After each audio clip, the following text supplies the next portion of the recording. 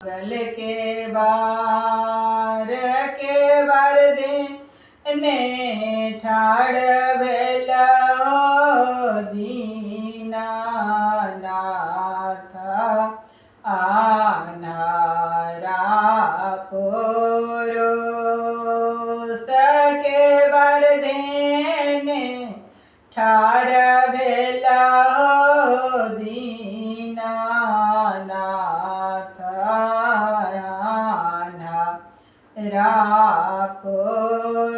पुरुष अनहरा के नैना दियो दीनानाथ खोली यौ के